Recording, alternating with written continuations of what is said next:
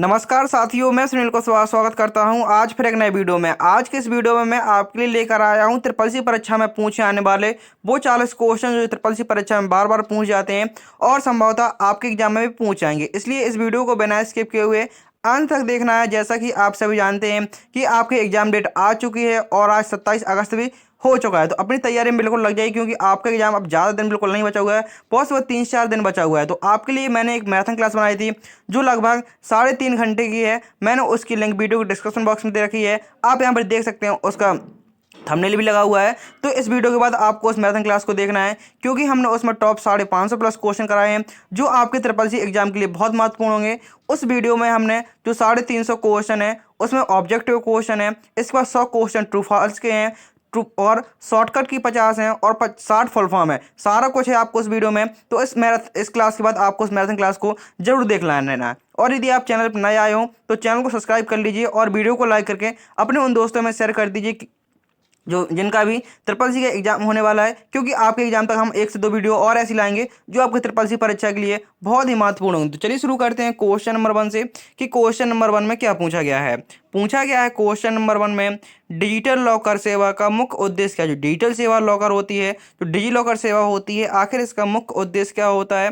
तो इसका मुख्य उद्देश्य होता है जो डिजिटल दस्तावेज को सुरक्षित रखने के लिए जो भी आपके दस्तावेज जैसे आपका आधार कार्ड हो गया, पैन कार्ड हो गया, ड्राइविंग लाइसेंस हो गया, हाई स्कूल इंटर की मार्कशीट हो गई, उन सबको डिजिटल रूप में रखने के लिए किसका प्रयोग करते हैं, डिजी लॉकर का प्रयोग करते हैं। आप कहेंगे यहाँ पर हमारा ऑप्शन नंबर बी सही आंसर हो जाएगा। दस्तावेज को सुरक्षित डिजिटल भंडारण और सत्यापन के लिए डिजी लॉकर का प्रयोग होता है। डिजी लॉकर एक ऐसा ऐप होता है जिसमें सिर्फ आप अपने ही डॉक्यूमेंट रख सकते हैं जो भी भारत सरकार द्वारा मान्य होते हैं। आप चाहें आप अपने घर में छोटे भाई बहन या अपने मम्मी पापा को कुछ भी डॉक्यूमेंट रख सकें, तो आप इसमें कोई भी डॉक्यूमेंट नहीं रख सकते हैं, सिर्फ अपना ही डॉक्यूमेंट रख सकते हैं। नेक्स्ट क्वेश्चन में पूछा गया है ई गवर्नेंस में निम्न में से कौन सी घटक है। जो ई गवर्नेंस के निम्न में से कौन सी घटक हैं, G2G, G2B, G2C, G2E, उपयुक्त सभी या केवल G2B। जो ई गवर्नेंस होती हैं, ऑप्शन नंबर सी यहाँ पर आपका सही आंसर होगा। आपसे इनकी फुल फॉर्म पूछ सकता है। G2G की फुल फॉर्म होती है गवर्नमेंट टू गवर्नमेंट, G2B की फुल फॉर्म होती है गवर्नमेंट टू बिजनेस, G2C की फुल फॉर्म होती है government to citizen and G2E की फुल फॉर्म होती है गवर्नमेंट टू एम्प्लॉय। तो आपको ये सारी फुल फॉर्म भी याद रखनी है क्योंकि कोई फुल फॉर्म आपसे पूछ सकता है ई गवर्नेंस के अंतर्गत। इसलिए साथ साथ आपको भी कमेंट करते चलना है कि जिससे कि सारे क्वेश्चन आपको भी याद हो जाएं और सभी स्टूडेंट कमेंट करेंगे कि उनका जो एग्जाम है ट्रिपल सी का आखिर वो किस डेट को होने वाला है। क्योंकि जो आपके एग्जाम है वो 31 से लेकर 4 सितंबर के बीच होने वाले हैं। आपका एग्जाम कब है और कहाँ पर होने वाला है। पूछा गया है लिब्रे ऑफिस में किसी सेल को एब्सोल्यूट बनाने के लिए कौन से चिन्ह का प्रयोग होता है। यदि आप लिब्रे ऑफिस कैल्क में किसी सेल को एब्सोल्यूट बनाना चाहते हैं तो उसके लिए आपको कौन से चिन्ह का प्रयोग करना होगा। तो सेल को एब्सोल्यूट बनाने के लिए डॉलर चिन्ह का प्रयोग होता है। और आपसे पूछ सकता है लिब्रे ऑफिस कैल्क में कोई भी फॉर्मूला लगाते हैं तो आखिर वो किस चिन्ह से शुरू होता है। तो लिब्रे ऑफिस कैल्क में कोई भी फॉर्मूला लगाते हैं वो बराबर चिन्ह से शुरू होता है। एक टीचर का जो एग्जामिनर होता है उसका एक प्यारा सा क्वेश्चन रहता है कि जो लिब्रे ऑफिस कैल्क होता है उसका एक्सटेंशन नेम क्या होता है। तो लिब्रे ऑफिस कैल्क का जो एक्सटेंशन नेम होता है वो होता है .ods। पूछ सकता है कितनी रो होती हैं। जो लिब्रे ऑफिस कैल्क होता है उसमें टोटल रो होती हैं 10,48,576। कितनी रो होती हैं, 10,48,576 होती हैं। आपसे कॉलम पूछे कितने कॉलम होते हैं तो आप कहेंगे 16,384 कॉलम होते हैं। लिब्रे ऑफिस कैल्क की एक सीट में कितने कॉलम होते हैं, तो एक सीट में 16,300 कॉलम होते हैं, 16,384 कॉलम होते हैं। और लास्ट कॉलम क्या होता है, तो लास्ट कॉलम होता है XFD। आपसे किसी प्रकार का क्वेश्चन पूछेगा, आप कोई वहाँ पर क्वेश्चन बनना चाहिए जो रो और कॉलम से मिलाकर जो बिंदु बनता है आखिर उसको क्या कहते हैं। रो और कॉलम के मिलने से क्या बनता है, रो और कॉलम के मिलने से आपके एक सेल का निर्माण होता है। नेक्स्ट क्वेश्चन में पूछा गया है नेटवर्किंग में DNS का क्या कार्य है। जो नेटवर्किंग होती है आखिर उसमें DNS का क्या कार्य होता है। तो नेटवर्किंग में DNS का कार्य होता है IP एड्रेस को टेस्ट या डोमेन में बदलना, ये इसका कार्य होता है। तो DNS का फुल फॉर्म होता है डोमेन नेम सिस्टम। क्या फुल फॉर्म होता है, डोमेन नेम सिस्टम। DNS का फुल फॉर्म होता है UPI पिन जनरेट करने के लिए किन जानकारियों की आवश्यकता होती है। यदि आप UPI pin unified payment interface pin generate करना चाहते हैं तो उसके लिए किस चीज़ की आवश्यकता पड़ेगी। यदि आप अपना UPI पिन जनरेट करना चाहते हैं तो उसके लिए सबसे पहले आपका मोबाइल का OTP लगेगा और OTP के बाद आपके जो डेबिट कार्ड है जैसे आपका एटीएम कार्ड है उसकी डिटेल लगेगी और साथ में जो आपका मोबाइल नंबर वेरीफाई होगा और उसका ओटीपी लगेगा। उसके बाद ही आपका जो यूपीआई पिन है वो जनरेट होगा। अगले क्वेश्चन में पूछा गया है एआई के संदर्भ में मशीन लर्निंग का प्रयोग किसके लिए होता है। जो एआई के संदर्भ में मशीन लर्निंग होती है आखिर इसका प्रयोग किसके लिए होता है। तो जो एआई के संदर्भ में मशीन लर्निंग का प्रयोग होता है वो होता है निर्णय लेने के लिए, डेटा से सीखने हेतु। ऑप्शन नंबर बी यहाँ पर आपका सही आंसर होगा। नेक्स्ट क्वेश्चन में पूछा गया है लिब्रे ऑफिस कैल्क में हेडर एंड फुटर जोड़ने के लिए किस मेन्यू का प्रयोग किया जाता है। यदि आप लिब्रे ऑफिस राइटर में हेडर एंड फुटर जोड़ना चाहते हैं तो आपको किस मेन्यू का प्रयोग करना होगा। तो वहाँ पर आपको करना होगा इंसर्ट मेन्यू का प्रयोग। आपसे लिब्रे ऑफिस राइटर्स कौन से क्वेश्चन पूछ सकता है। तो जो लिब्रे ऑफिस राइटर से पहला क्वेश्चन पूछ सकता है वो पूछ सकता है कि जो लिब्रे ऑफिस राइटर का एक्सटेंशन नेम होता है वो क्या होता है। तो एक्सटेंशन नेम होता है .odt। लिब्रे ऑफिस राइटर का जो एक्सटेंशन नेम होता है वो होता है ODT। इसका फॉन्ट कौन सा होता है। तो फॉन्ट होता है लिब्रेशन सेरिफ। लिब्रे ऑफिस के जो लिब्रे ऑफिस राइटर होता है इसका फॉन्ट क्या होता है। तो फॉन्ट होता है लिब्रेशन सेरिफ। और आपसे पूछ सकता है जो लिब्रे ऑफिस राइटर होता है उसका मिनिमम जूम कितना होता है। तो मिनिमम जूम होता है 6 और मैक्सिमम जूम होता है 96। जो आपको फॉन्ट बॉक्स होता है उसमें मिनिमम साइज होता है 6 और मैक्सिमम होता है 96। आपसे ये भी पूछ सकता है जो लिब्रे ऑफिस राइटर में विजार्ड का ऑप्शन होता है वो किस मेन्यू में मिलता है। तो विजार्ड का ऑप्शन, सेव का ऑप्शन, एक्सपोर्ट एच PDF का ऑप्शन, ये सभी आपके फाइल मेन्यू में मिलते हैं। आपको क्या करना है, आपको मेन्यू से भी क्वेश्चन पढ़ लेने हैं क्योंकि मेन्यू से काफ़ी क्वेश्चन आपके एग्जाम में पूछ जाते हैं। नेक्स्ट क्वेश्चन है पूछा गया है ब्रॉडबैंड इंटरनेट कनेक्शन की न्यूनतम स्पीड किस में मापी जाती है। जो ब्रॉडबैंड कनेक्शन होता है उसकी न्यूनतम स्पीड को किस में मापा जाता है। भारत सरकार के अनुसार 128 kbps, 256 kbps, 512 kbps या 2 Mbps। तो पूछा गया है ब्रॉडबैंड कनेक्शन की न्यूनतम स्पीड को मापी जा कितने किस स्पीड में मापी जाती है, किस में मापी जाती है भारत सरकार के अनुसार। तो आंसर होगा 512 kbps का फुल फॉर्म होता है किलोबाइट पर सेकंड। kbps का फुल फॉर्म होता है किलोबाइट पर सेकंड। नेक्स्ट क्वेश्चन में पूछा गया है कंप्यूटर में दो या दो से अधिक उपकरणों के बीच डेटा स्थानांतरण के लिए कौन सा पोर्ट प्रयोग होता है। कंप्यूटर में जो जब दो या दो से अधिक उपकरणों के बीच डेटा ट्रांसफर होता है तो उसमें कौन से पोर्ट का प्रयोग होता है। तो उसमें आपका USB पोर्ट होता है जिसका फुल फॉर्म होता है यूनिवर्सल सीरियल बस USB पोर्ट का प्रयोग होता है। आपने देखा हो जो आपका मोबाइल चार्जर होता है और उसमें जो एडाप्टर, जैसे आपका एडाप्टर होता है उसमें ये पोर्ट बना होता है, इसी को आपका USB पोर्ट कहा जाता है। नेक्स्ट क्वेश्चन में पूछा गया है क्लाउड कंप्यूटिंग की कौन सी सेवा ऑपरेटिंग सिस्टम और एप्लीकेशन को इंस्टॉल करने की अनुमति देती है। जो क्लाउड कंप्यूटिंग कितने प्रकार के होते हैं, ये आपके 3 प्रकार के होते हैं, IaaS, SaaS और PaaS। ये चौथा नंबर कोई प्रकार नहीं होता है। आपसे इनकी फुल फॉर्म पूछ सकता है कि IaaS की फुल फॉर्म क्या होती है। तो IaaS की फुल फॉर्म होती है infrastructure as a service. SaaS की फुल फॉर्म होती है software as a service. PaaS की फुल फॉर्म होती है प्लेटफॉर्म एज ए सर्विस। तो आपका आंसर होगा ऑप्शन नंबर यहाँ पर आपका ए सही आंसर होगा। जो ऑपरेटिंग सिस्टम और एप्लीकेशन को इंस्टॉल करने की अनुमति देता है वो देता है आपका IaaS। ऑप्शन नंबर ए यहाँ पर आपका सही आंसर होगा। पूछा गया है IPv4 में कुल कितने बिट होते हैं। इंटरनेट प्रोटोकॉल वर्जन 6 जो वर्जन 4 है IP प्रोटोकॉल वर्जन 6 में कितने बिट होते हैं। तो ये होते हैं 32 बिट। ऑप्शन नंबर सी यहाँ पर आपका सही आंसर होगा। पूछा गया है लिब्रे ऑफिस इम्प्रेस में एनिमेशन पेन किस काम आता है। जो एनिमेशन पेन होता है आखिर किस काम आता है लिब्रे ऑफिस इम्प्रेस में। जो लिब्रे ऑफिस इम्प्रेस होता है उसका एक्सटेंशन नेम क्या होता है। लिब्रे ऑफिस इम्प्रेस का जो एक्सटेंशन नेम होता है वो होता है .odp। क्या होता है .odp। ये लिब्रे ऑफिस इम्प्रेस का एक्सटेंशन नेम होता है और इसका मिनिमम आपसे बहुत बार पूछ जाता है कि लिब्रे ऑफिस इम्प्रेस का मिनिमम जूम होता है। इम्प्रेस का मिनिमम जूम 5% होता है और मैक्सिमम जूम हो सकता है 3000% तक। तो इसको याद रखना है मिनिमम जूम कितना होता है। तो मिनिमम जूम होता है 5% और मैक्सिमम जूम होता है 3000%। एनिमेशन पेन का प्रयोग किसके लिए होता है। जो लिब्रे ऑफिस इम्प्रेस में एनिमेशन पेन होता है इसका प्रयोग होता है ऑब्जेक्ट में एनिमेशन को लागू करने के लिए। ऑब्जेक्ट में एनिमेशन को लागू करने के लिए एनिमेशन पेन का प्रयोग होता है। अगले क्वेश्चन में पूछा गया है नेट बैंकिंग की सुरक्षा करने हेतु कौन सी विधि अत्यधिक प्रयुक्त होती है। नेट बैंकिंग की सुरक्षित करने हेतु कौन सी विधि अत्यधिक प्रयुक्त होती है तो वो होती है आपकी SSL, क्योंकि जो SSL होता है इसका फुल फॉर्म होता है सिक्योर्ड सॉकेट लेयर। SSL का फुल फॉर्म होता है secured socket layer. Net banking को सुरक्षित करने हेतु कौन सी विधि अत्यधिक प्रयुक्त होती है, तो वो होती है आपकी SSL इंक्रिप्शन। अगले क्वेश्चन में पूछा गया क्वेश्चन नंबर 14 में, लिब्रे ऑफिस कैल्क में काउंट ए फंक्शन का प्रयोग किसके लिए होता है। जो काउंट ए फंक्शन होता है आखिर उसका प्रयोग किसके लिए होता है, तो यदि काउंट बस लिखा होता तो इसका अर्थ होता है कि सिर्फ नंबर्स को गिने। जो काउंट फंक्शन होता है वो क्या करता है, लिब्रे ऑफिस कैल्क में जो काउंट फंक्शन होता है वो सिर्फ संख्याओं को गिनता है, लेकिन यहाँ पर इफ लगा हुआ है तो इफ का आधार हो जाएगा कंडीशन के आधार पर काउंट करने के लिए। कंडीशन लगा देंगे, यदि इफ लगा है, इफ का मतलब आपको कंडीशन लगानी पड़ेगी, आपको किस प्रकार के नंबर चाहिए, तो इफ क्या करेगा, जो कंडीशन की सही होगी वो आपके आउटपुट देगा, अन्यथा जिसकी कंडीशन गलत होगी वो नहीं देगा।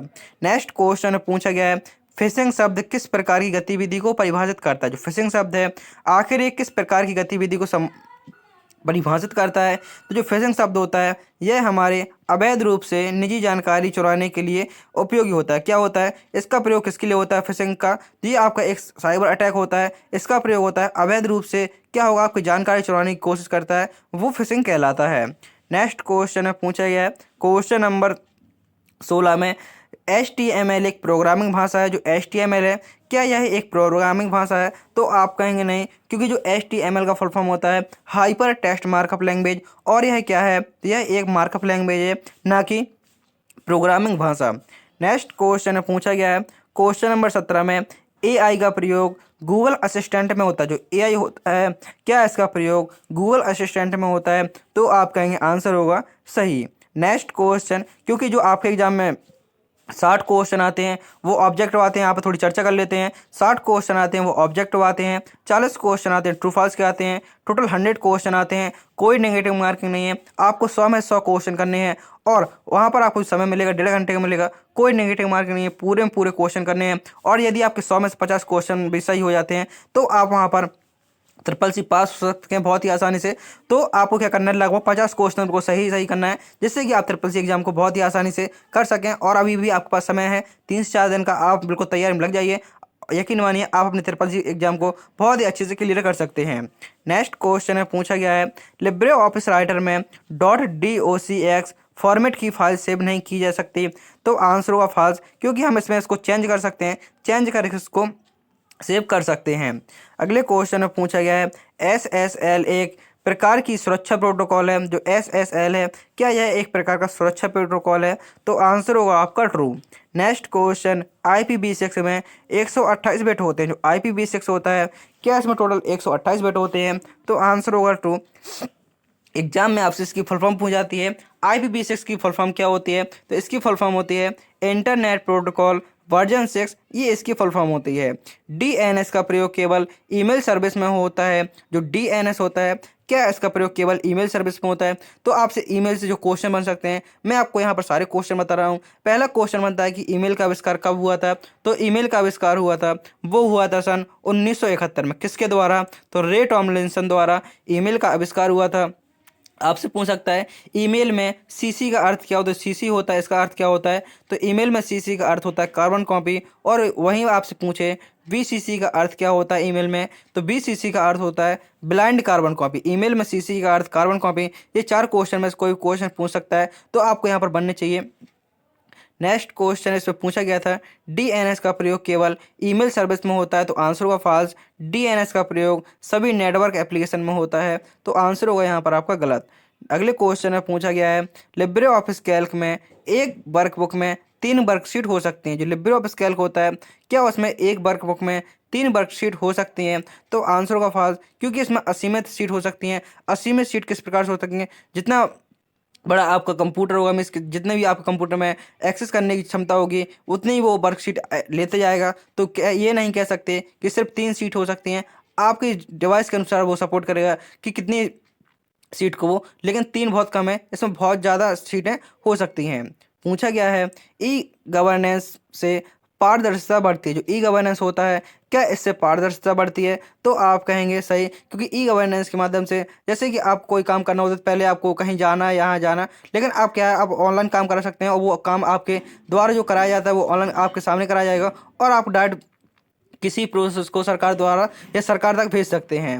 नेक्स्ट क्वेश्चन में पूछा गया है एआई कोडिंग में जो एआई होता है आर्टिफिशियल इंटेलिजेंस, एआई का फुल फॉर्म होता है आर्टिफिशियल इंटेलिजेंस, क्या यह कोडिंग में प्रयोग नहीं होता? तो आंसर हो गलत। एआई कोडिंग भी आधारित जो एआई कोडिंग आधारित ही होता है।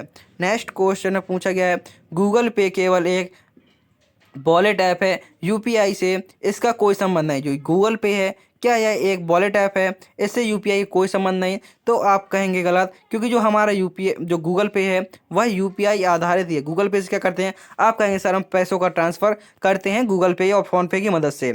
यूपीआई ट्रांजेक्शन में कौन सा ऑथेंटिकेशन जरूरी होता है? जब आप यूपीआई ट्रांजेक्शन करते हैं तो उसमें कौन सा ऑथेंटिकेशन होता है जो ज़रूरी होता है?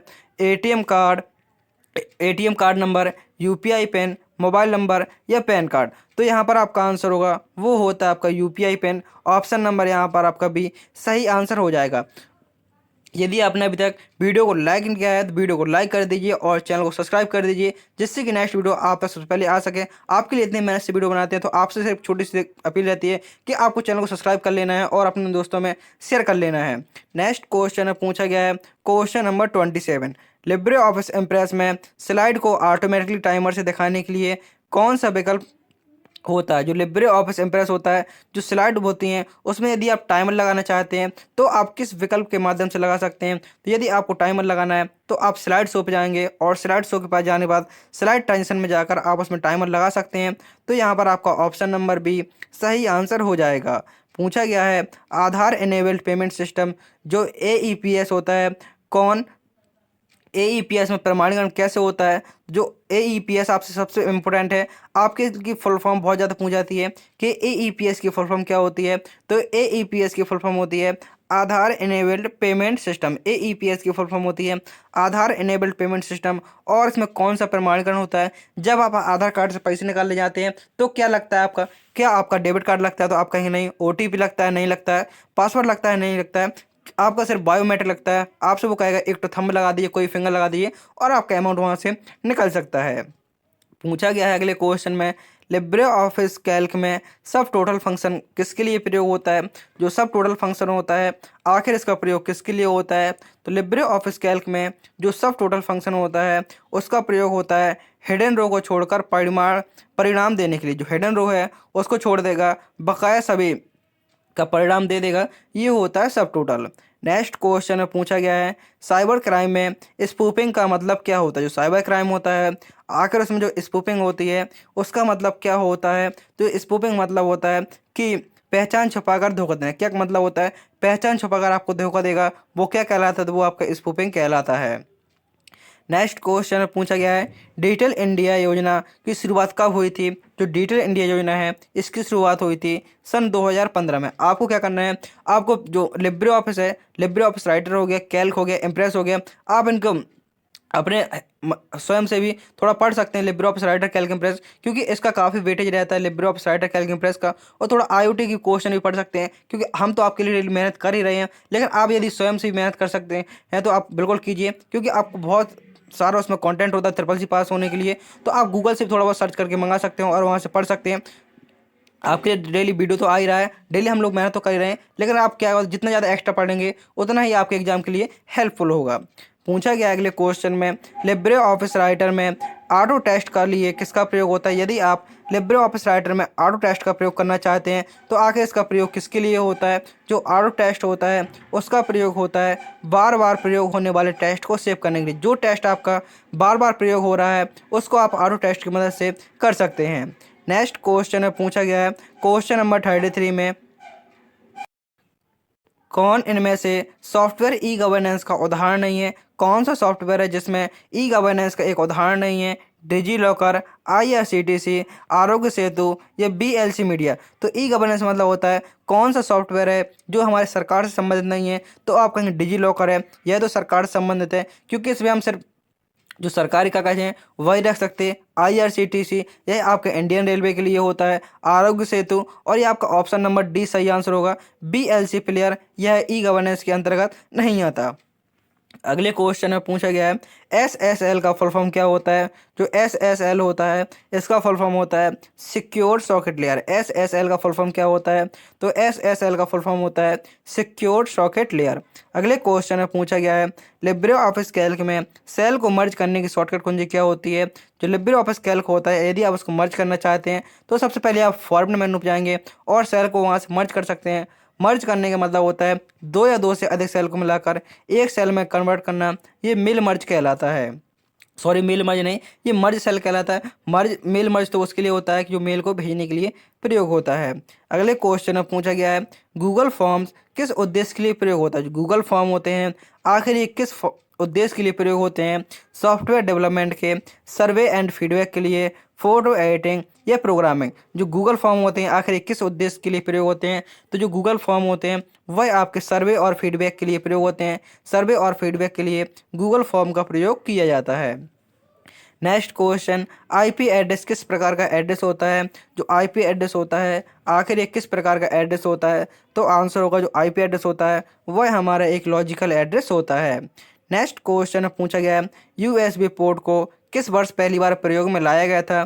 जो यूएसबी पोर्ट होता है आखिर इसको पहली बार प्रयोग में कब लाया गया था, तो इसको सन 1995 ईस्वी में प्रयोग में लाया गया था। Next question number 39, Libre office writer में स्लाइड बार किस कार्य के लिए प्रयोग होता है। जो लिब्रे ऑफिस राइटर होता है आखिर उसमें साइड बार होता है, वो किस कार्य के लिए प्रयोग होता है, तो साइड बार होता है उसका प्रयोग होता है फॉर्मेटिंग टूल्स को एक्सेस करने के लिए। एक फॉर्मेटिंग टूल को एक्सेस करने के लिए किसका प्रयोग होता है, साइड बार का प्रयोग होता है। एंड ये आपका लास्ट क्वेश्चन नंबर 40 में पूछा गया है नेटवर्क सिक्योरिटी के लिए प्रयोग की जाने वाली सबसे सामान्य तरीका कौन सा होता है। तो नेटवर्क सिक्योरिटी में सबसे सामान्य तरीका होता है वो क्या होता है, किसका प्रयोग करते हैं हम सिक्योरिटी के लिए, तो आंसर होगा फायरवॉल का। सामान्य तरीका आपका फायरवॉल है, हम नेटवर्क सिक्योरिटी के लिए फायरवॉल का प्रयोग करते हैं। तो यहाँ पर आपके 40 क्वेश्चन पूरे होते हैं। आपने एक क्लास पूरी देख ली है, आपको क्या करना है, इस क्लास के बाद जो मैंने मैराथन क्लास की लिंक दे रखी है आपको उस मैराथन क्लास को जरूर देख लेना है, क्योंकि उसमें मैंने बहुत ही महत्वपूर्ण क्वेश्चन कराए हैं और बताया है आपको ऑब्जेक्ट क्वेश्चन सारा। उसमें जो आपकी ट्रिपल सी इन्फॉर्मेशन है वो भी उसमें दिया है, कितने क्वेश्चन आते हैं, किस प्रकार से पेपर आता है, सारा उस वीडियो में आपको मिल जाएगा। और साथ साथ आपको उसका PDF भी मिल जाएगा, तो आप जल्दी से जल्दी उस वीडियो को देख लीजिए।